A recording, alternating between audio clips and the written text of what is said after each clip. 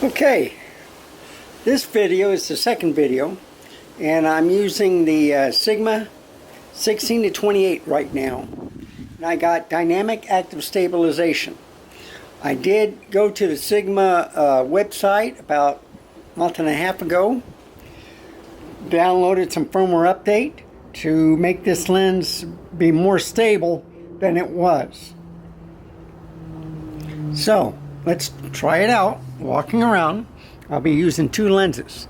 I'll be using the this one 16 to 28 and the 28 to 70. So I'm walking around. I think I'm in aperture priority. Might be in program mode. Let me take a look in the shade. I don't know. It's on aperture priority and it is f2.8. Okay. So look how stable it is. Try not to trip over anything. I leveled the ground of all the holes that my dog was digging. Let's see how long they last. And I'm walking around. So you see how stable it is? Now, I'm going to increase it to 28. And you see, dynamic active gives a crop. Alright? So if I walk around, I'm filling up the whole screen. This is at, I believe, 4K 60.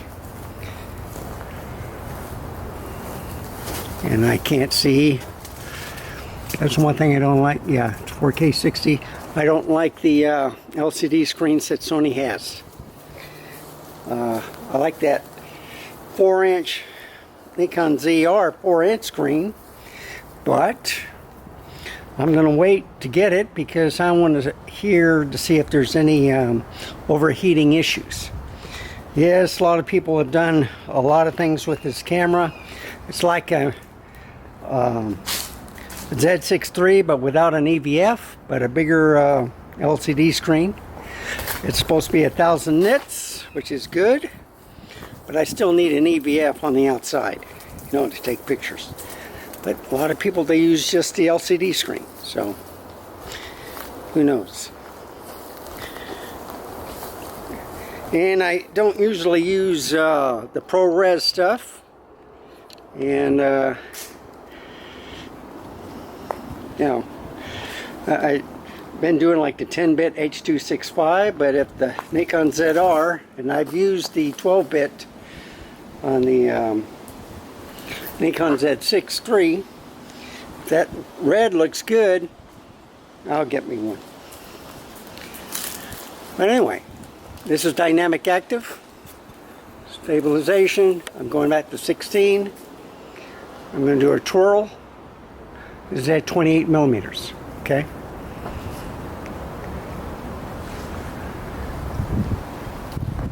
So let's get the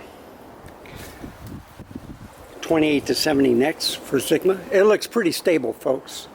So let me know down in the comments what you think. So 16 to 28, this is at 16 millimeters. Okay, so I got a wider field. This is what I would recommend when you're vlogging. Okay, dynamic active is the best stabilization from the Sony A7CR, and I said the A7C, but I meant to add the R on my last video. I'm just redoing a test with this lens on the stabilization. So let's go to the 28 to 70 now, Sigma. So this is the 28 to 70 right now, not the 16 to 28. So it's a wider field, okay? If I go all the way to 70, here's looking at you, kid, okay? So I'm going to leave it at 28, walk around with the dynamic active stabilization, just to show you how stable the Sigma lens is.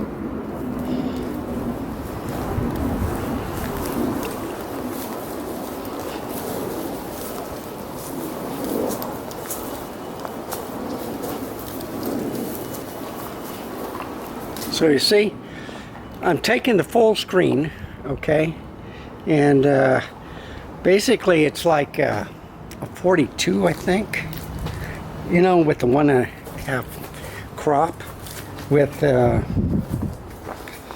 dynamic active. So anyway, let's go over here. There we go, that's good. So thank you for watching. I hope this was helpful.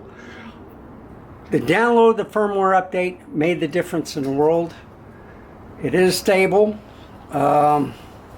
When you vlog, I would set it on the table and just step back a little bit, depending on the lens. I like using the 28-70 more than the 17-28. That way I have a longer reach. But anyway, thank you for watching. Remember, stay safe, keep smiling, and I'll see you next time. Bye, folks. Have a wonderful day.